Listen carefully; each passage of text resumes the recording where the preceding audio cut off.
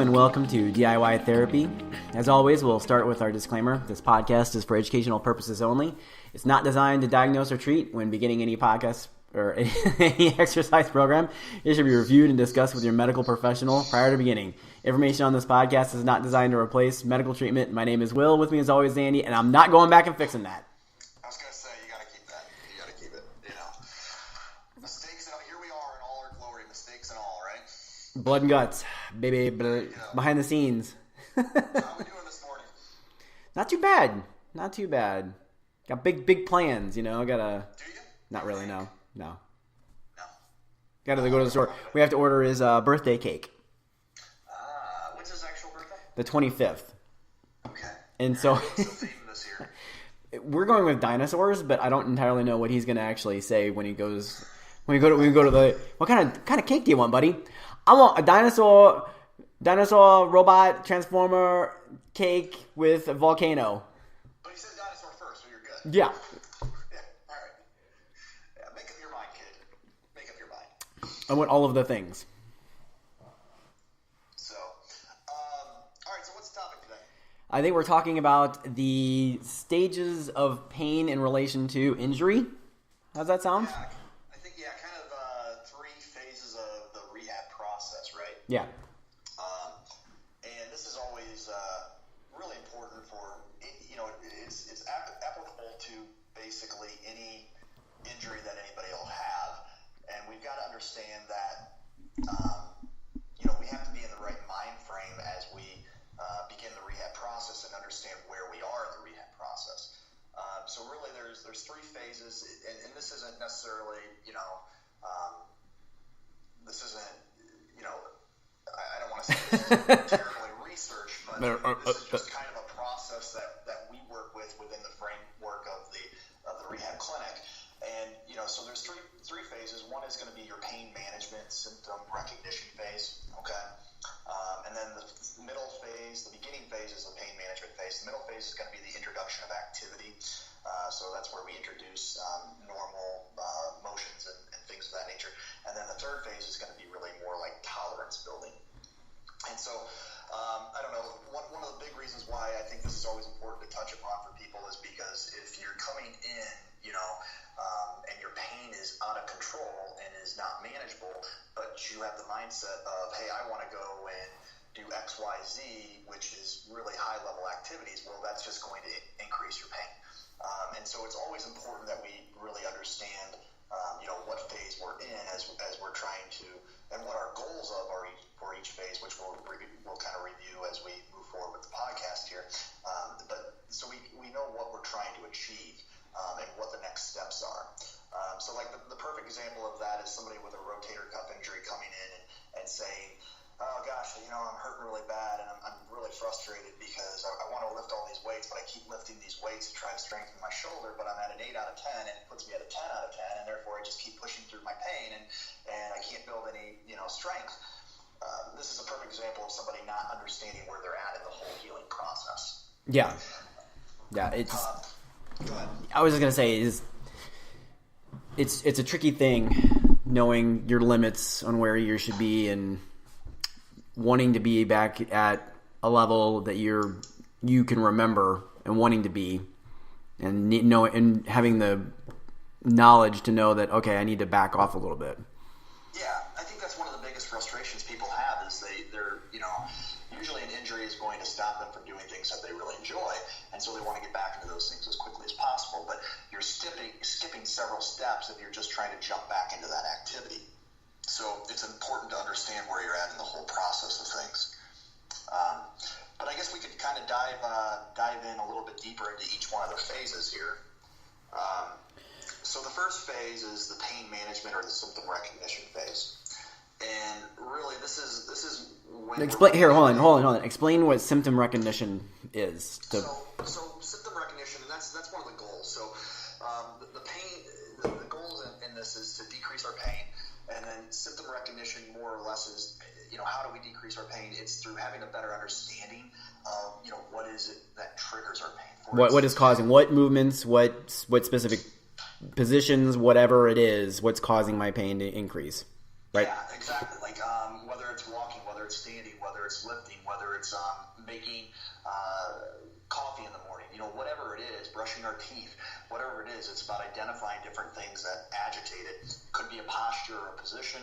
It could be the time of the day. A lot of people would say like low back pain have significantly more pain in the morning, and then after the first hour and a half or 2 hours, they actually start to feel significantly better. So, knowing where you are and knowing where you are in this whole process and having a better understanding of your pain is part of symptom recognition.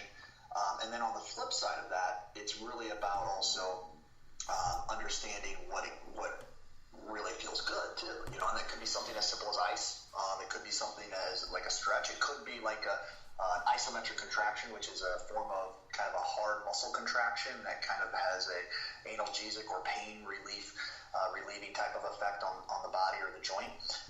And so the idea during this whole pain management symptom recognition phase is really kind of a journey of self-discovery, understanding your body better, what feels good and what doesn't.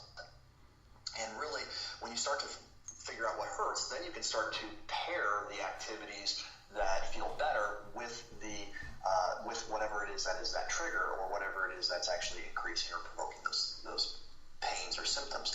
And so, that's really where like the core of pain management is better understanding our body. I don't know, do you have much to add on that, Will? No. I feel like this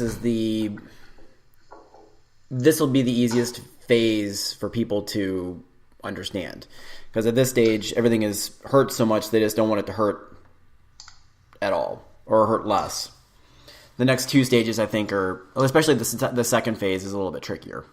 Yeah, and one of the things that I think is important to understand is that these phases aren't hard and fast, set up in silos, right? They're not mutually exclusive. You can't. You can actually be working within one phase and another phase. It's in fact, there's going to be a lot of overlap that occurs, but usually you aren't jumping from the first phase all the way to the third phase at the very end. You've got to kind of build up there.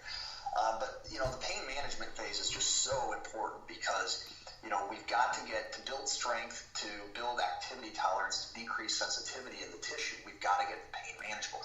So this is really going to be your individual that has long-standing pain.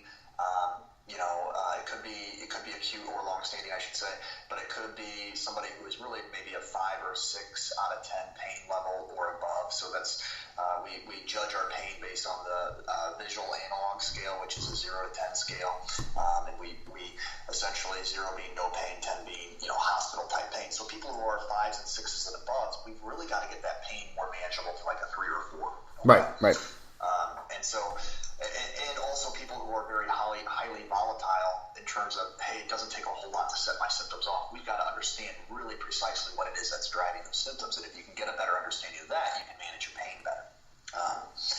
So then the next phase is going to be the introductory or introduction of activity phase.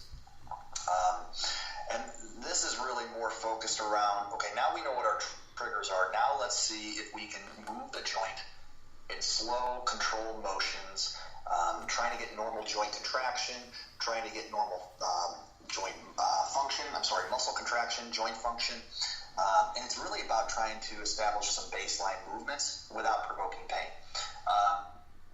You may have some discomfort doing it, and it may actually raise your pain level to maybe 1 or 2 points on that visual analog scale. So if you're like a 3 out of 4 out of 10 pain, and it jumps up to maybe a 5 or 6, probably not that big of a deal as long as it resolves with a little bit of ice or another one of your kind of feel-good activities over the next 20, 30, 40 minutes. But this is where, we're trying to find a better understanding of where our limits of pain are too.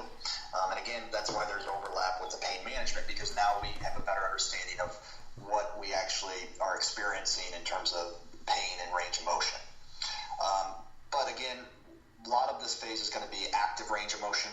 Okay, so just not weightlifting, but just actively going through the motion. It might be also considered active assistive range of motion. So like for a shoulder injury, it might be using a pulley, taking the shoulder up over the head with the use of a pulley where the shoulder is actually being assisted with the pulling up of the pulley. And then pulling up of the pulley? Yeah. See, that's so well known.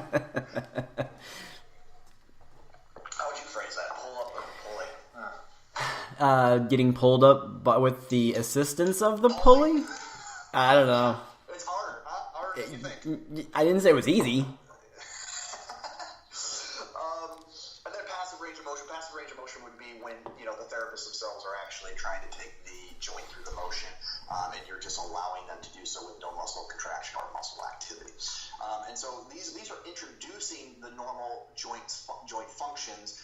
Again, without joint pain provocation or increasing the pain. And again, the goal of that is to decrease the sensitivity, which will eventually allow us to move into the tolerance phase. Anything else you want to add with the introduction of activity phase there, Will? It's other than frustrating phase. Yeah, because you'll feel like you're close to moving on, and it's easy to rush into the next phase. Just like, okay, I've done this a couple of times. I'm ready to start, slapping some weights on something and let's do something.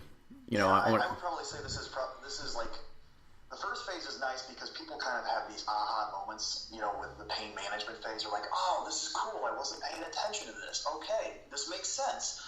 And then the last phase is nice, the tolerance building phase, because, hey, we're doing stuff. We're actually making some significant gains. And then this middle phase is kind of... that mid-ground where you can't really do a whole lot, but... It's very frustrating. Yeah, it's very typical to like a trilogy. That middle trilogy book or movie is really kind of crappy. No, it's not. It's the best one. Is it? The Bridge book? Two Towers is great. Empire is great. And wait. Empire's great. I will give you Empire's great. But, like Lord of the Rings, there's not a true beginning or end, and it's just a 3-hour movie of nonsense. It is not nonsense. You take that back. It introduces the Ents. It has the Battle of Helm's Deep. Oh. You don't even know. Yeah.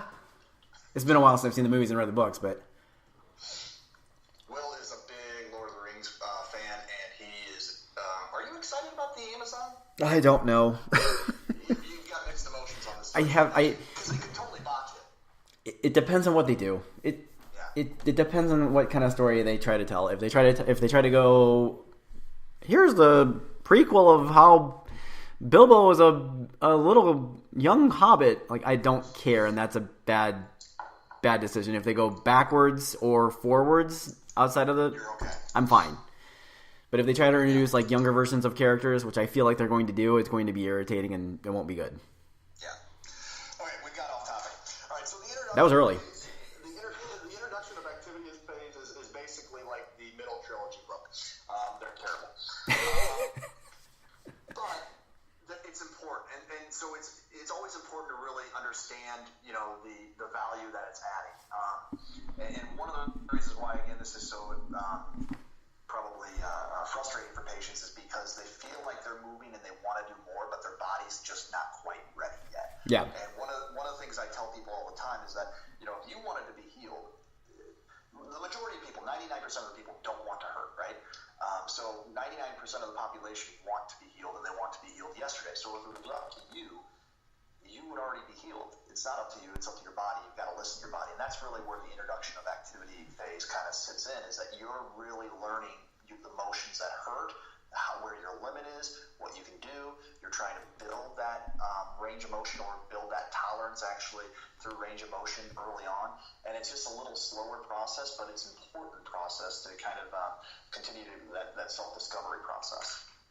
So that's about all I've got on that. I might jump back into it if something else triggers something. But, tolerance building is the next phase. Yeah. And so tolerance building is where we start to do more actual strength training, functional training. It's where we take some of those baseline movements that we learned in the previous phase, and we start to actually add some resistance to it and build some function out of it. Yeah, resistance in this means weight, TheraBands, rubber bands, anything like that to make it more. Yeah, anything to make it more difficult.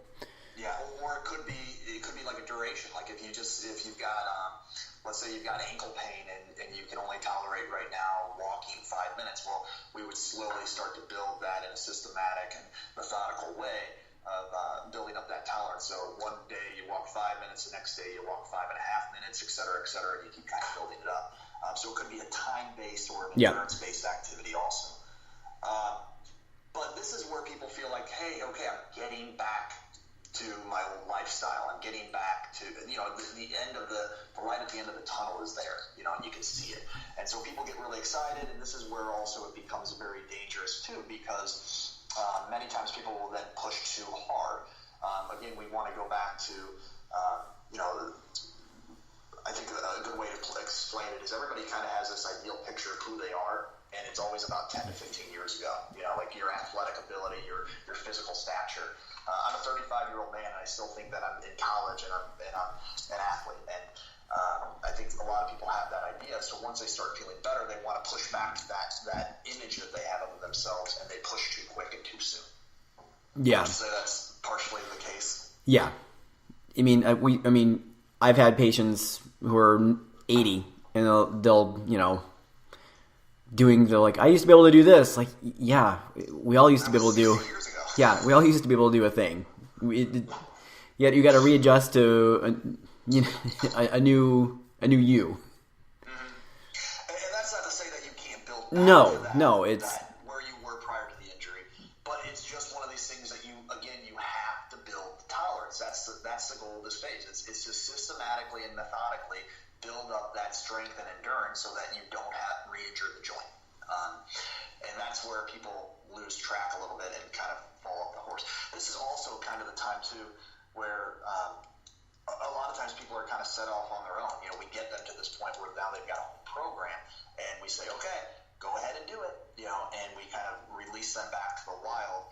And it's important to understand the principles that you don't just jump up many different stages of your activity endurance and activity levels real quick, in terms of 3 or 4 days. You don't just jump up from even like a run from 15 minutes all the way to 35 minutes. You don't do that after you ran 3 times. So, okay, I'm good to go. You got to build that up. So, yeah, you don't just immediately start running a marathon, so to speak. I feel like the biggest, whoever said no pain, no gain. Oh yeah, terrible. Yeah, at least in this respect, if you are a normal, healthy person and you're exercising, you have a little bit of pain like that. It depends. That's fairly normal, but if you've had an injury, that's not exactly right. Listen, the big thing here is, bodies heal, right? They always heal. Okay, so if you're having pain, so the no pain, no gain mantra for someone who has had some chronic pain that we would probably, this is kind of a generic definition, but anything greater than 6 to 8 weeks. So if you're dealing with pain over 6 to 8 weeks, the whole no pain, no gain mantra just does not exist, because your body is actually healed. The tissue is just more sensitive at this point, and it's still be registering as a sensitive tissue in your brain. So if you continue to push through the pain, okay, that whole no pain, no gain mantra, you're going to end up just registering more and more pain in the brain, which creates more sensitivity in the tissue. So, anything that's been, again, chronic, greater than 6 to 8 weeks, let's say, you've really got to monitor and watch how much pain you're provoking and making sure that it goes away after 20 minutes of rest. Okay. Sorry, I cut you off there. No, that's all I was going to say is just like somehow it's gotten into the lexicon of that, and people, I've had multiple patients throughout the years spout that back at me, say, it's not exactly right. Yeah, and not to say that there isn't some cases where it is appropriate. Like a knee replacement is a perfect example. Yes. Guess what, guys? You're gonna have pain. Yeah, it's gonna hurt. It's gonna hurt bad. Yeah, like a rotator cuff, it'll hurt, but a lot of times rotator cuff people, after we put them through the paces of stretching them out and everything, it hurts while doing it, but they feel better afterwards. Absolutely, yeah. So there's obviously stipulations to the rule. Yeah. And again, this isn't a generic one size fits all, but it has also to do with your pain levels. Like in your example where you just said rotator cuff surgery. Okay, well, what if we were to stretch that person out and then we see that their response is that their pain jumps up 5 or 6 levels and they can't do any of their exercises for the rest of the day? Well, obviously that's not a good strategy then. Right. So it's all about, trial and error and finding out what works for you, but you've got to work within some parameters, and that's what the 3 phases of the healing process kind of gives you. I think that sounds good. I don't know if I have a whole lot more. No, I mean this is pretty. It's pretty straightforward. It's straightforward, but it's not straightforward. It's because, like you said in the beginning, it's like these all kind of run together because we're always still. Even in phase 3, we're still trying to work in phase 1. We're still trying to manage pain. We're never fully, until you're pain free. You're never really fully not managing your pain. Absolutely, that's a good point. So I mean, other than that, I don't have anything. Yeah. I think the big thing is just get pain. I think if you can master the pain management aspect of it, then the other ones come easier, but you've got to learn the pain management aspect of it first. And that's by far the trickiest part. Yeah. Because everybody is different. There's no one size fits all. No magic. I mean, no magic pill. I mean, it's really why we have jobs, actually. Yeah. Because if everybody responded the same way, then we just hand them a sheet of exercise and do this this week, do this that week, but that's not how the body works. Yeah. So understanding yourself, understanding your pain, that's probably the therapists that I think are fantastic at that are the best therapists that are out there. In my opinion. Yeah, I would agree with that. All right. Thus ends our lecture on the stages of pain. Boring. So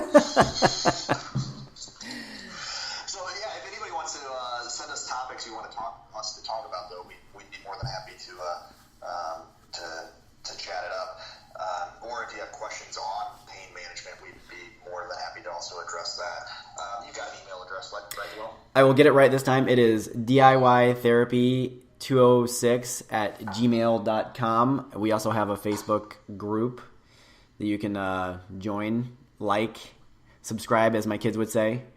And you can always interact with us there, or the community, if you wanted to be there. If you have any questions or topic suggestions, either place would be fine. Somebody seems to be there. The dogs think that there's somebody there. Yeah, someone's probably knocking on the back door. It's a good time to stop then. Yes. All right. I'll read this and get you out of here. It is the disclaimer: this podcast is for educational purposes only. It is not designed to diagnose or treat. When beginning any exercise program, it should be reviewed and discussed with your medical professional prior to beginning. Information on this podcast is not designed to replace medical treatment. I've been Will. Andy's got to go deal with the dog. And remember to treat yourself.